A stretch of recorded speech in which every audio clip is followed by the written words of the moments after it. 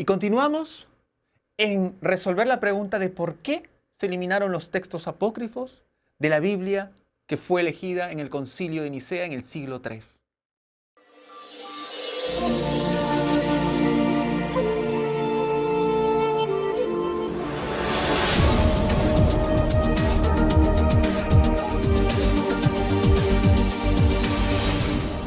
Estamos hoy viendo que existen textos que no fueron incluidos y que estos textos traen realmente temas que hacen temblar a la iglesia. Porque ya lo veíamos en el video anterior, en la parte 1 de este video, que el texto de Tomás nos habla de que el reino no está afuera, el reino está adentro. ¿Y qué nos dice la iglesia? ¿Que el reino dónde está? O te da a entender que el reino está en una iglesia.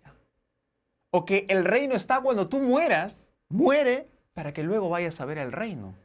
Eso es lo que te dice la iglesia. En cambio, los textos apócrifos que fueron excluidos porque eran provocadores y peligrosos, nos dicen todo lo contrario. El reino está dentro, no afuera. Hay que conocer a Dios, te dice la iglesia. ¿Dónde hay que conocer a Dios? ¿Dónde? ¿Dónde? En la iglesia. Hay que ir a misa, hay que ir a iglesia. Es lo que te dice la iglesia. ¿Y qué te dice el Evangelio de Tomás? No. El conocimiento de uno mismo es el paso para llegar al reino de Dios. Es el paso para llegar al Señor. El conocimiento de uno mismo. Imagínate que en el año 300, después de Cristo, tú le digas al Imperio Romano, Señor, Constantino, hay que decirle a la gente del pueblo que el conocimiento de uno mismo es lo que importa. No tiene sentido. Porque entonces dejas la puerta abierta a que ellos puedan reinterpretar la Biblia. Y de hecho, algo muy importante es que hasta en la misma Biblia clásica se nos dice, Señor, ¿por qué hablas en parábolas? Para que el que entienda, entienda. Porque los misterios del reino no son para todos. Lo decía el mismo Jesús. Entonces, si Jesús dejaba la puerta abierta a las interpretaciones, ¿cómo los sacerdotes del año 300 cuando en el concilio de Nicea eligen qué textos van a ir? Dicen, esto va y esto no va porque esto se entiende mal. Si el mismo Jesús dejó la puerta abierta al entendimiento, a la búsqueda, a la Biblia, es una experiencia personal.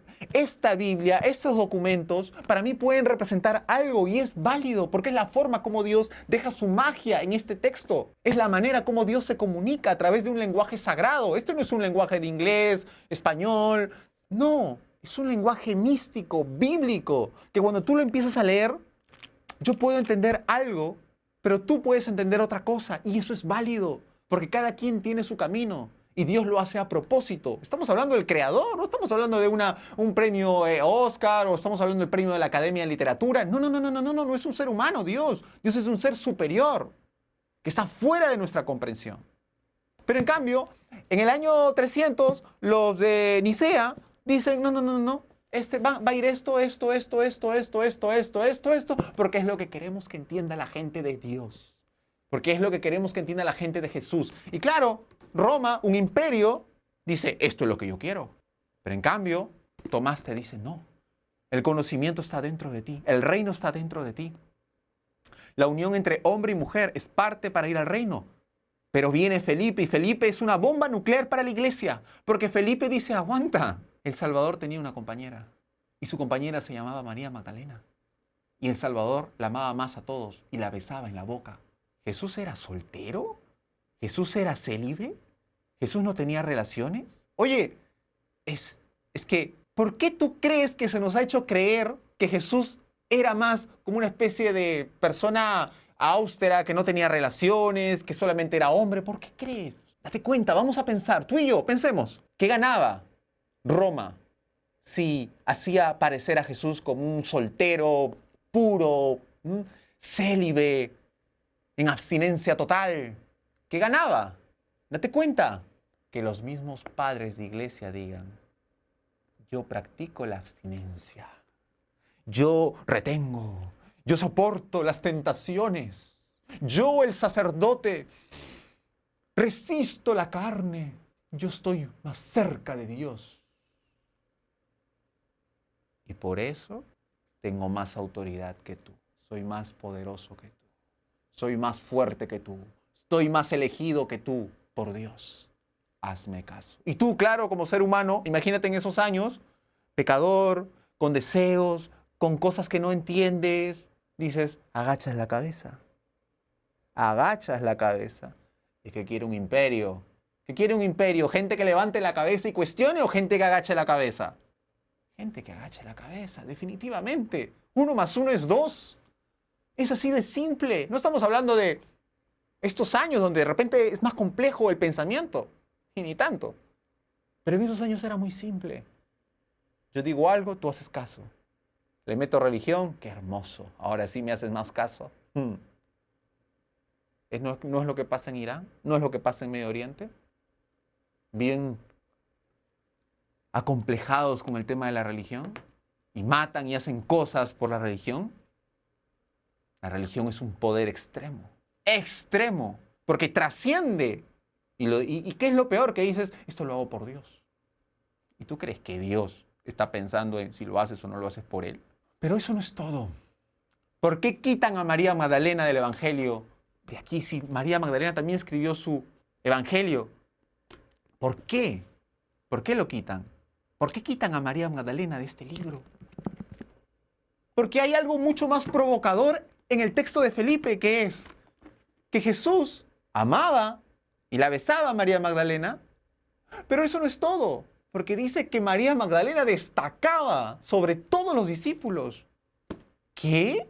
Imagínate para los sacerdotes decirle que María Magdalena, una mujer, estaba sobre los hombres, que era más inteligente que los hombres, que recibía el conocimiento y Jesús la ensalzaba. Eso sería una cachetada para los sacerdotes, que eran varones, para el patriarcado. No puede ser. María Magdalena tenía que ser desterrado. Cualquier ápice de que María Magdalena hubiese sido discípula y pareja de Jesús tenía que ser desterrado, eliminado. Pero claro, el Imperio Romano era grande. Empezaron a extinguir todos los textos apócrifos, todos los textos ocultos, todos los textos que no iban en consonancia con lo que el Imperio Romano quería y con lo que los sacerdotes creían que era Dios, creían cómo se debía ver Jesús. Pero por eso, en algunos lugares como Alejandría, Egipto, todavía habían cristianos que practicaban este cristianismo sagrado, este cristianismo oculto, que entendían los misterios de la carne y la transformación. Y ellos fueron los que en su persecución agarraron 13 libros, 13 textos apócrifos, 13 cánones, los enterraron en una vasija, los metieron en un cerro. Y allí, en Nag Hammadi, en Egipto, fueron descubiertos en el año 1945. Los 13 textos. Y ojo, acá quiero ser bien claro. Porque tú puedes decir, Denis, pero alguien escribió por ahí, a alguien se le ocurrió, aguanta. Estos 13 textos apócrifos fueron sometidos a la prueba del carbono 14. Y la prueba arrojó que justamente fueron escritos en el siglo I y II después de Cristo.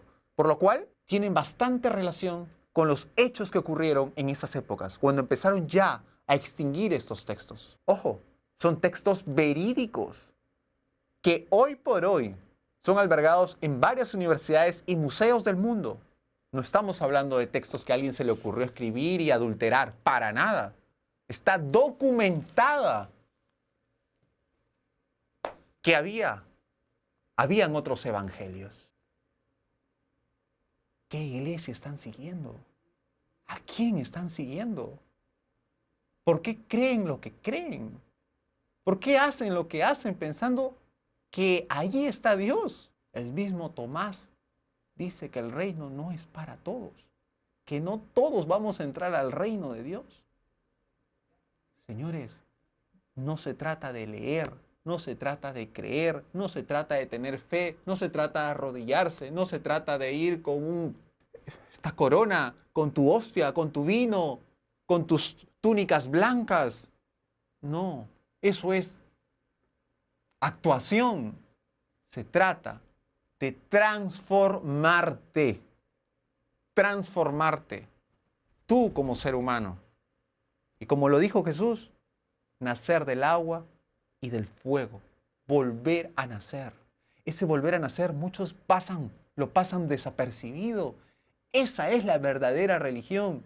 Transformarte. Dejar de tener esos instintos animales para transformarte en un ser espiritual, para ya dejar de morir. ¿Tú crees que cuando mueras, tú que me estás viendo, tú crees que cuando mueras vas a ir al reino del Señor o vas a tener una vida espiritual?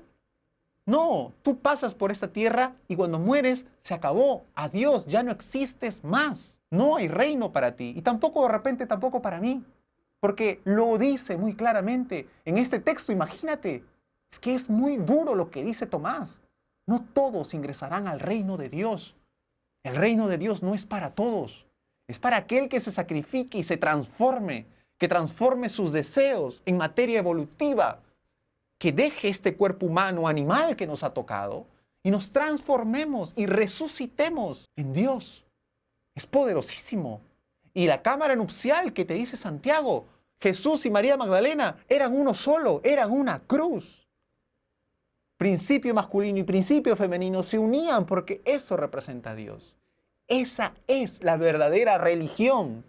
Y no lo dice solamente Jesús. Y no es la conclusión que yo saco. ¿Acaso en el Génesis no dice eso Dios? Y los creó hombre y mujer. Y juntos. Y le dijo, deja a tu madre y juntos serán una sola carne. Ese es el paraíso. Ese es el reino de Dios. ¿Te das cuenta? Todo está en el inicio. Y lo que viene a decir Tomás, lo que viene a decir Felipe, lo que viene a decir María Magdalena es simplemente lo que ya estaba escrito en el Génesis, en el Adán. Pero claro, ¿qué pasó con los de la Biblia, con los sacerdotes? No, ¿qué es el Génesis? Bueno, era un lugar bien bonito, habían palmeras, había agua, todo fluía. La manzana del fruto prohibido. No, es que era una fruta prohibida, muy deliciosa, pero ¿para qué tomas las cosas que no te pertenecen?